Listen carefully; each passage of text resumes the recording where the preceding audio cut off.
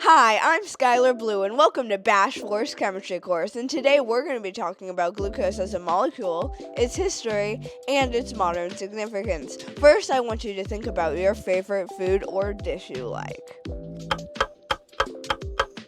Whatever you thought about, most likely it contains some sort of glucose or sugar. Now you're probably wondering, what do sugars do for us? Well, I'm so glad you asked. Let's dig in. Glucose is a monosaccharide. Mono meaning one and saccharide meaning sugar, so it's a single sugar, or as you know it, a simple sugar. Simple sugars are sugars that our body most easily turns into energy. But this is a chemistry course, so let's get into the candid chemistry. Let's switch over to my fellow host, Sage Green. Glucose is made out of 3 types of atoms, 6 carbon, 12 hydrogen, and 6 oxygen. It also exists in open chain or ring structures. It's created within the liver of animals, necessary for cellular respiration, and plants, which is generated by photosynthesis using carbon and water. And it can be found in fruits and different parts of plants. Fructose and galactose are also monosaccharides, the same chemical formula as glucose, but have different chemical structures and functions overall. Fructose is found in fruits and vegetables and is the sweetest naturally occurring carbohydrate, while galactose can be found in lactose, milk, sugar, and other dairy products, and it helps stabilize blood sugar levels. These 3 simple sugars can bond through glycosidic linkages, which are covalent bonds, which connects them to larger carbohydrate structures and allows energy access to cells, as well as being essential for metabolic pathways. The most common disaccharide you know is sucrose, which is glucose and fructose. Due to glucose being a monomer, or a molecule that bonds with similar molecules, it can undergo dehydration synthesis, which is a reaction in which 2 molecules, or other monomers, combine with 2 hydrogen molecules that release water. Another chemical reaction that can occur because of glucose is glycolysis. This is the process of extracting energy from glucose from splitting it into pyruvate, 2 3-carbon molecules. It's also the first step in cellular respiration. Alright, with that out of the way, I'm going to hand it over to my fellow associate to explain glucose's presence within history. Alrighty, hi everyone, I'm Perry Winkley and I'm going to be talking about some of the history of sucrose. We're going to be getting into the sugar, the spice, and everything nice. The 3 topics we're going to be talking about are the slave trade, wealth, and alcohol. Sugar is notably one of the most heavily desired and traded items throughout the globe, with its origins beginning in 8000 BCE, with indigenous people of New Guinea had first domesticated sugar.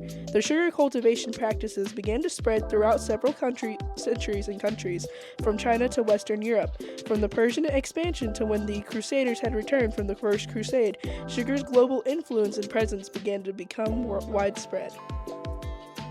Once the New World, the Americas, was discovered, many settlers began exploring and expanding into Native American land, which harbored the creation of plantations.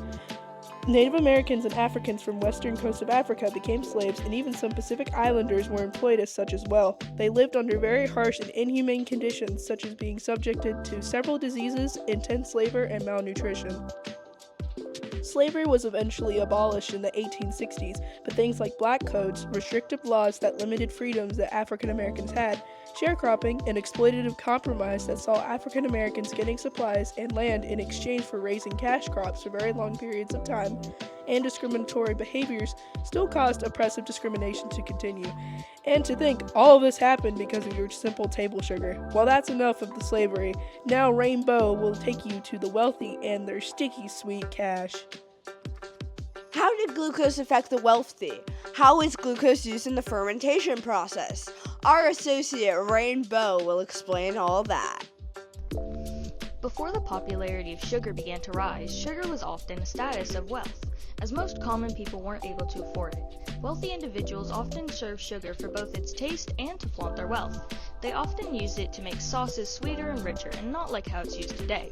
The types of sugar we use today would probably give them a heart attack, or diabetes. Continuing further throughout the centuries, as sugar became more popular, it began to appear in the food production industry a lot more. Alternates like artificial sweeteners began to appear due to health concerns that began to arise because of the high sugar consumption. When you put some viscous substances together with sugar and yeast in a contained space, it ferments. When it ferments, yeast converts sugar into energy during cellular respiration and produces a byproduct of alcoholic fermentation. Through alcoholic fermentation, C6H12O6, or our good friend glucose, is converted into ethanol and carbon dioxide. This method was quite popular during the Prohibition, a time period during the 1920s where the 18th Amendment had outlawed the purchase or sale of alcoholic beverages. During Prohibition, however, people often illegally smuggled alcohol, whether through speakeasies, secret bars that often served alcohol, or through mobsters like Al Capone controlling the distribution of alcohol. It wasn't until the 21st Amendment was ratified that the manufacturing, transportation, and sale of alcoholic beverages was finally legal. Finally, during World War II, sugar was often used to preserve food for soldiers fighting across seas, so Americans were often encouraged to ration sugar as much as they could. Okay, and that was a brief history of sugar's influence throughout our world's history. Now I'm going to tell you about glucose in our modern world. Our sweet question today is, how does glucose shape our modern world? We can see this through natural versus artificial sweeteners, food production, diabetes, and dentistry. Before we dive in, how does your tongue work? Well, our tongue has taste receptors that interact with the atoms inside the molecule. They'll detect certain molecules which will shoot a signal up to the brain that goes, "Hey, that's sweet." This leads us to our debate on what's better, natural or artificial sweeteners. Natural sugars are what provide necessary nutrients and carbs for our energy. Artificial sweeteners supply a sweet taste with little or no calories or blood spikes. Though it's not all sunshines and rainbows. While natural sugars contribute to diabetes, artificial sugars have been shown to increase heart attack risk, though the real issue comes from overconsumption because it's generally safe in controlled amounts. This brings us to food production. Sweeteners are found in ultra-processed food, which are among the most popular types because they're easy to produce and preserve. Glucose has been widely used to keep your snacks from going bad. Though they do have health risks, ingredients such as dextrose and maltodextrin raise your blood sugar and make your tummy hurt a lot. This industry has grown since World War I as these foods are easy to ship. Sweet, high-sugar foods continue to drive a huge part of our food market. Just look at the back of a ketchup label and you'll see high fructose corn syrup or some other added sugar because glucose is a part of almost every food we consume. Though due to the increased risk of type 2 diabetes and cardiovascular disease, they've always been in a bit of a hot seat. Glucose is a monosaccharide, or a simple sugar. Monosaccharides, specifically glucose, play a role in cellular respiration, which generates energy for our body. They also help in interactions between enzymes and proteins, but foods containing too many contribute to the effects of diabetes.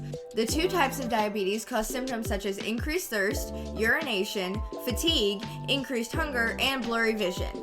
Technology like Dexcoms are used to track and regulate blood sugar levels and used for insulin delivery, which is what stabilizes your blood sugar. These are used worldwide, but there are some ethical concerns about glucose monitoring technology because of privacy and accessibility reasons. And the advancements haven't been the most promising. Foods high in sugar can also cause dental issues. One of the most common chronic diseases in the U.S. is dental caries, including dental cavities and tooth decay.